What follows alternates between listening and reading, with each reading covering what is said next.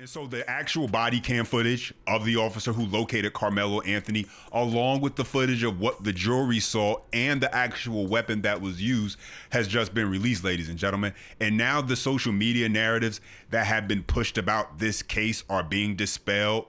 That includes everyone from the so-called individuals who claimed they saw the actual footage and said it showed clear as day that Karmelo was jumped, to people like Jasmine Crockett claiming it was some kind of multi-tool that was used as the weapon. Throughout this case, there has been a dangerous amount of misinformation spewed online, but now we get to deal with the facts. And while there are those who don't really care about the facts because they already made their mind up based on skin color and race hustling, the truth is now out there.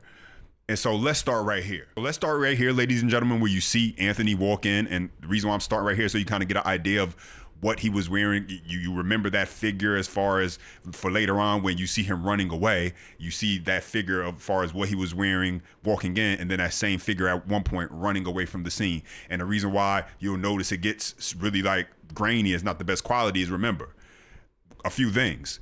Rainy day, that's number one. But then also the fact that this is across, you can see the football field. And so this is coming from across the football field from a great distance. And so as they zoom in, the picture quality obviously is not going to be HD. But let's jump into this. And so let's start with a few key moments here. The first being Karmelo Anthony walking into the bleachers. That's him right there. You're able to identify him by the hoodie, by the backpack. He walks past a few of the other tents in the area until he finally eventually settles in to this tented area right here with the big letter M on it.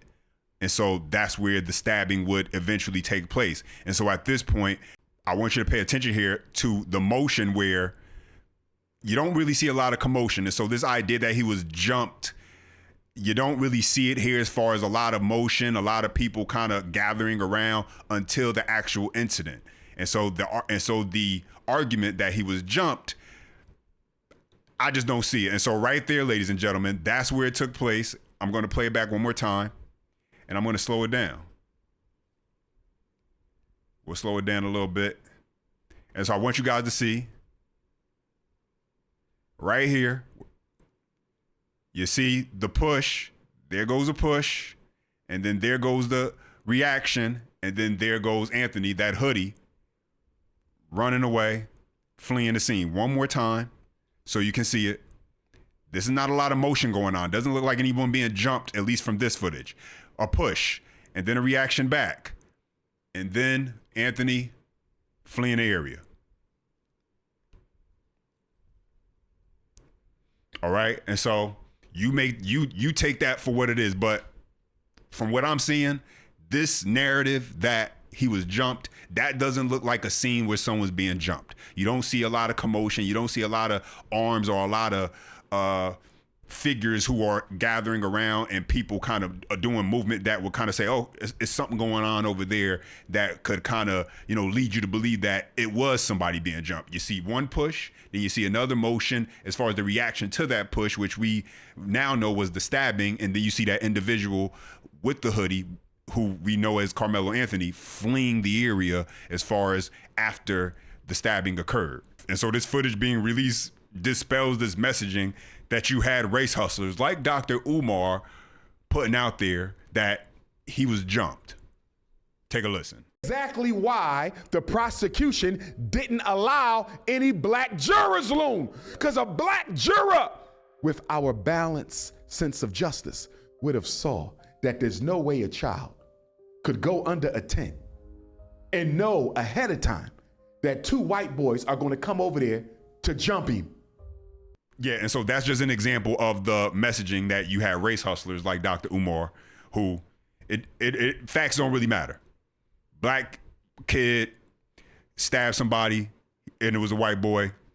It must be something else more nefarious that's racially motivated. That's what he wants you to believe. It couldn't just be a situation where this young man made a terrible, terrible decision when it comes to life choices instead of actually, not reacting where someone pushes you and believing that deserves to be a stab, but race hustlers like Dr. Umar, they're going to always find the angle in order to continue to perpetuate and push a narrative that's going to benefit them and the messaging they want their audience to believe. But let's go ahead and continue with the body cam footage of the officer who was able to locate Karmelo Anthony. Check this out. Is the judge saying he wanted to provide transparency by releasing the trial evidence, including video and photos, showing the moments both before and after Karmelo Anthony fatally stabbed Austin Metcalf with a knife last year during a high school track meet in Frisco, Texas. This body camera video shows Anthony moments after he was taken into custody. Both he and Metcalf were 17 years old at the time. Anthony claimed he stabbed Metcalf in self-defense. Here's audio of him giving his side of the story. This is the alleged suspect. All right. Okay. He put his hands on me. I told him not to. He put his hands on me. Yeah, so you just heard that. I told him not to put his hands on me. He put his hands on me is what Karmelo said. And what that does not sound like is someone saying they jumped me. These guys, they were jumping me. These guys were they were on top of me. These guys were attacking me. It doesn't sound like he's talking about multiple people. Once again, this whole idea that he was being jumped kind of being dispelled. Instead, you're hearing someone admit that this individual put his hands on me. Therefore, he felt like he had the right to stab that individual. But let's continue. This photo of the Ozark Trail multi-tool knife that prosecutors say Anthony used to fatally stab Metcalf is part of the trial exhibits that jurors saw during the murder trial. And audio from the 911 calls to police following the deadly stabbing were also made public. Listen. Frisco 911, what is the location of the emergency? Hi, we're at Kuykendall Stadium. My friend just got stabbed.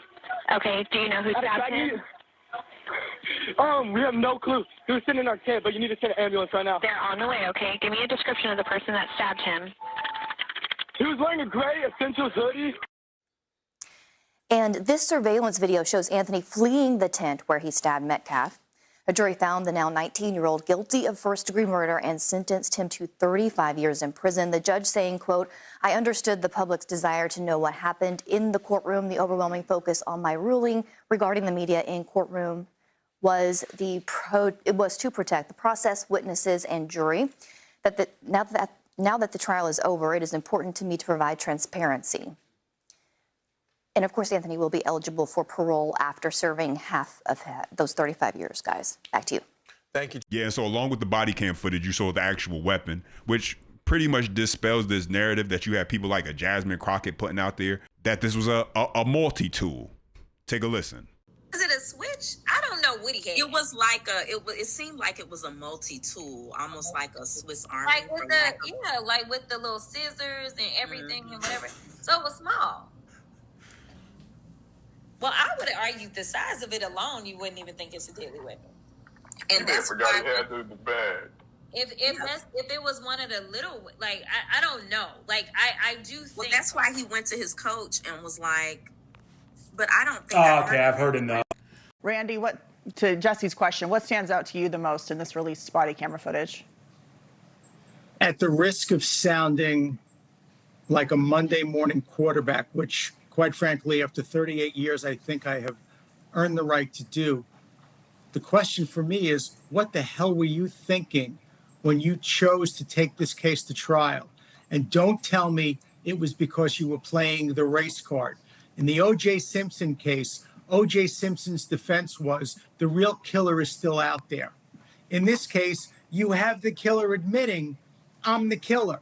You have the killer admitting, I was not justified because I met undeadly force with deadly force. He put his hands on me.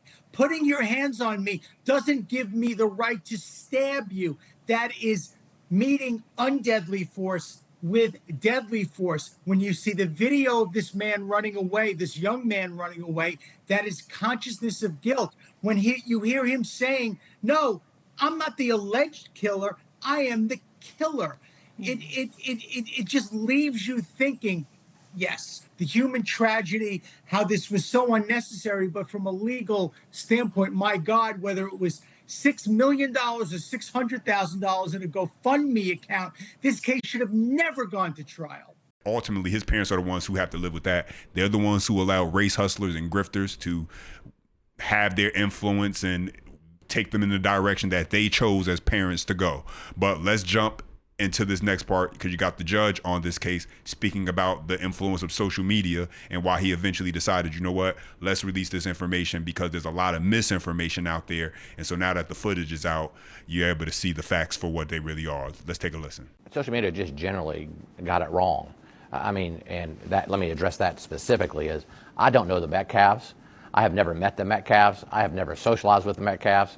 I would know the Metcalfs if they walked in before the trial, if they walked up to me and said hello. And so it's ridiculous. And that's just people trying to drive their agenda and drive something.